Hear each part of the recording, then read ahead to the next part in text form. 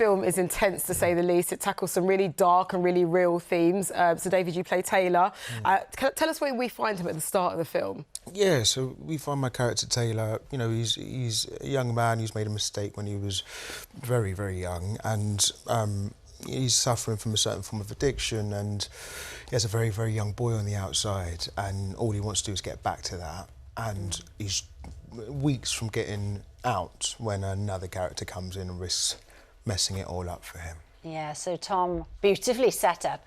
You play Dee, and your character could be the worst roommate in history. Yeah. They're very different, aren't they, these two men? You could say that, yeah. They're certainly not a match made in heaven. Yeah. And he actually has a bit of a great singing voice, but we'll save that for the viewers.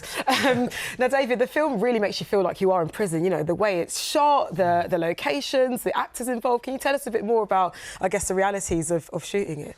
Yeah, I mean, you know, inevitably, I think there's a Hollywood version of this film, which is not what we were going for at all. What we really wanted to do was make a film that was British, about the British rehabilitation system, and felt like authentic and true. So we worked with a wonderful charity called Switchback, who were utterly essential in making this movie. You know, we were working with them, and they were not just our consultants, but they were also our castmates. So we were surrounded by people who had lived this life. They really grounded us in trying to make this thing entertaining but grounded. And authentic, I suppose, isn't it? Yeah.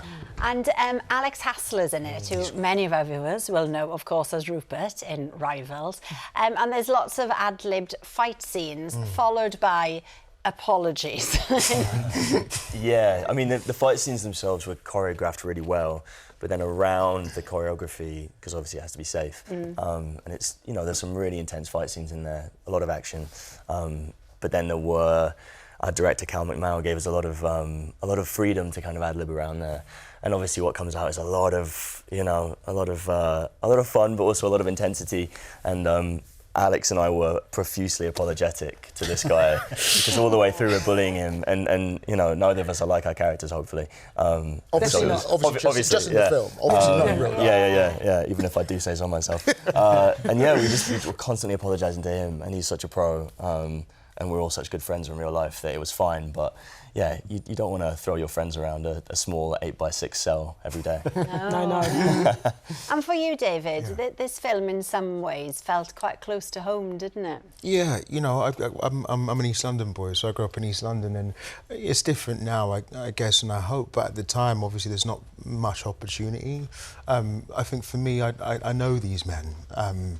Actually quite personally, but it wasn't necessarily about me trying to get that experience down. It was more just trying to figure out who are these people that are trying their best to be rehabilitated. You know, we all play an essential part in trying to make people better, no matter what they've done, you know. People deserve second chance. Exactly. Yeah. Exactly. Tom, when it comes to your acting career, you started in your hometown of Nottingham alongside none other than Russell Crowe. Tell us about just being around him and what it is to be a feral child. Oh no, I'm never going to escape this one. Yeah, it was like my first proper role in TV and film when I was like 14, 15, and they shaved my head down and gave me all these like tufts of hair. I looked awful. And that was kind of my first foray into TV and film, and it was on Russell Crowe and Ridley Scott's Robin Hood. And then our scenes all got cut. So it's just like, you know, one scene of me running around in bare feet in the woods, and that's kind of it.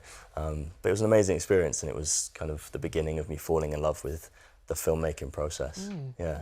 The memory saved, even though the scene's got cut. Yeah. Memory's there.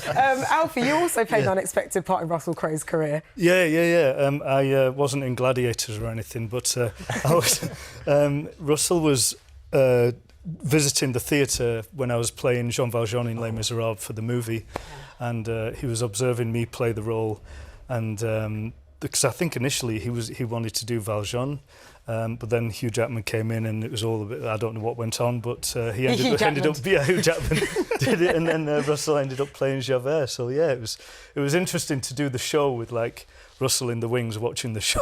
It was quite intimidating. Yeah, he probably saw you and thought, oh, it's too hard. Yeah. Oh, there you go. There you go. Or I'm not playing it like that. That's what it was. And Tom, you've played a very different role to Dee recently. Lots of people will have seen it on Netflix, People We Meet on Vacation, and you did this. To watch me not be traumatised traumatized. So that was the MO, and it kind of, you know, it worked. They seemed happy with it. Well, we loved that, didn't we? And as long as the mums and nans are happy, Yeah. Yeah, exactly. you're golden. And Wasteman is in cinemas from this Friday. Congratulations. Thank you. Oh, All right. people getting in touch as always. Yes. Adrian wants to ask you, Alfie, which of